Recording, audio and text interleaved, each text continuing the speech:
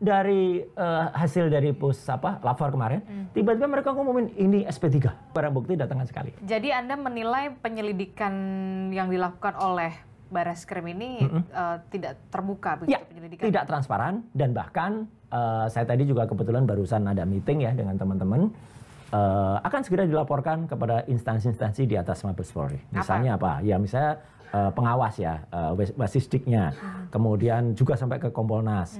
Juga meskipun ya Kompolnas sih ya 11-12 lah, tapi nggak apa-apa, harus Pak Kapolri, Pak Listio Sigit kita kabari. Kemudian juga Pak Wakapolri, meskipun itu internal semua, tapi perlu. Jadi masyarakat supaya tahu bahwa ini ada proses tidak benar. Itu tadi Pak. Jadi misalnya itu digelar terbuka. Prosesnya yang tidak benarnya itu di mana? Pada saat proses ini kan masih penyelidikan sebenarnya, bukan penyidikan kan, gitu.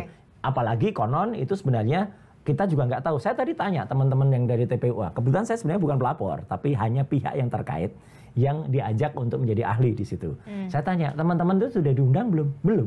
Semenjak tanggal 9 Desember tahun lalu ya gitu. Mereka itu tidak pernah dikabari yang namanya progres pendumasnya kayak apa, dumasnya kayak apa. Itu kan aduan masyarakat dumas. Nah dari situ harusnya itu bergerak masuk ke penyelidikan dulu. Bukan penyidikan kan gitu. Nah harus itu naik statusnya ke penyelidikan pun kabari gitu. Terus saya tanya loh, terus selama ini kalau ada bukti-bukti yang katanya ada bukti dari Dr. Rismond, ada bukti dari putrinya Prof almarhum Prof Ahmad Sumitro yang dia memastikan itu bukan tanda tangannya kok beda, namanya juga salah. Itu atas undangan Bareskrim enggak.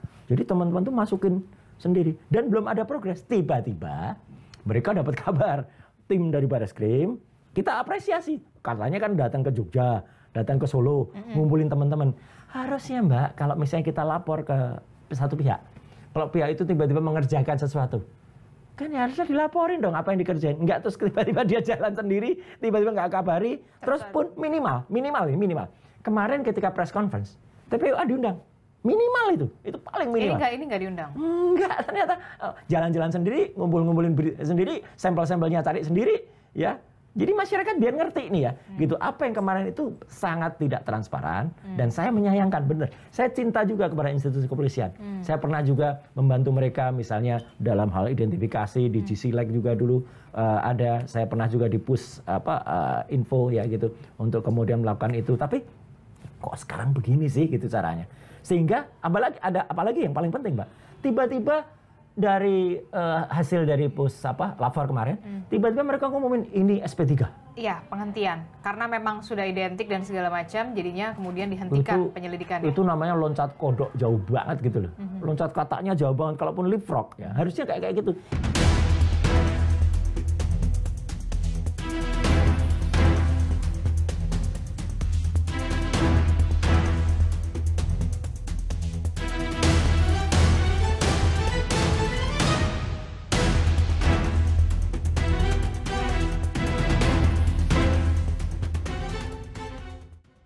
Bahan kertas, pengaman kertas, teknik cetak, tinta tulisan, tinta tulisan tangan, cap stempel, dan tinta tanda tangan milik dekan dan rektor dari peneliti tersebut, maka antara bukti dan pembanding adalah identik atau berasal dari satu produk yang sama. Bahwa tidak ada ataupun tidak ditemukan peristiwa pidana seperti yang disampaikan oleh pendumas.